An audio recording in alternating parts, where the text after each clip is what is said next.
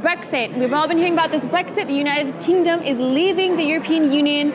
We did a little bit of research to figure out how this is going to affect football and, of course, Real Madrid. So, Vitaly? Of course. Well, it's not our place to do any analysis like political, social analysis. So we're going to see how it affects football in general, Real Madrid specifically, maybe the Premier League, and how English fans would, travel around supporting English teams in European competitions. Number one, if it all came through today, if it was like official and it put in practice today, Bale would be a foreign player.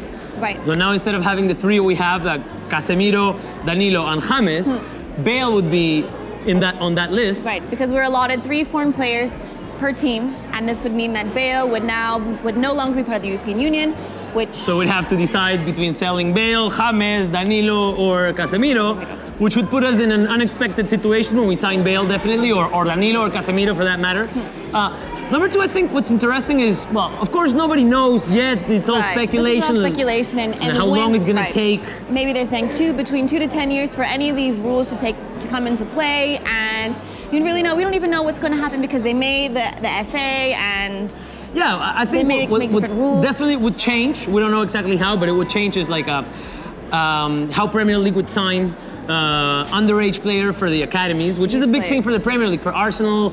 Like signing, let's say, talent, promising talent when they're 15, 16, bring them to the academies. They wouldn't be allowed to do that anymore. And they would be subjected to the rules that foreign players are subjected to, which are kind of stringent rules in terms of having played so many percentage of games for your national team and playing at an elite club in wherever you're coming from. And a good example is Cristiano Ronaldo would not have been able to go to Manchester United. Exactly, and a lot of players would have like a longer, process with bureaucracy, like getting working permits to work in the UK as a football player.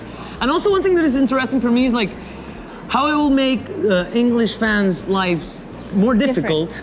When they're supporting their teams in international competitions. In Champions League. Especially, let's say an Arsenal fan wants to travel to Rome to support for 8 finals or quarterfinals. Like now they'll have to get visas, and maybe they wouldn't get like fares or air ticket fares, special.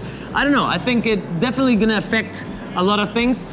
For Real Madrid, it's the whole Bale thing, but of course that is not gonna. Probably when it's put in place, Bale will already have retired. Maybe who knows? Who knows? But I mean, I think more than anything, clubs abroad aren't going to be affected that greatly because of their general rules of having. Well, because English players don't generally go, or British players don't generally go play abroad. We don't see many British players outside of England. So I think what's really going to be more affected is the Premier League more than any other league itself.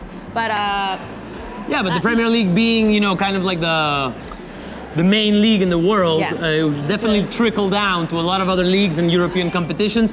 So of course, Galacticos, we don't know what's going to happen. Probably very few people around the world know what is really going to happen. So to go back to what directly affects us, if that was to be put in place today, who would you get rid of? Danilo, Casemiro, James, or Bale? I think for me it's kind of clear. Maybe for a lot of you too. But still, let us know what you think of this whole thing. What you think is going to happen. And, give us a like and subscribe, and we'll see you later.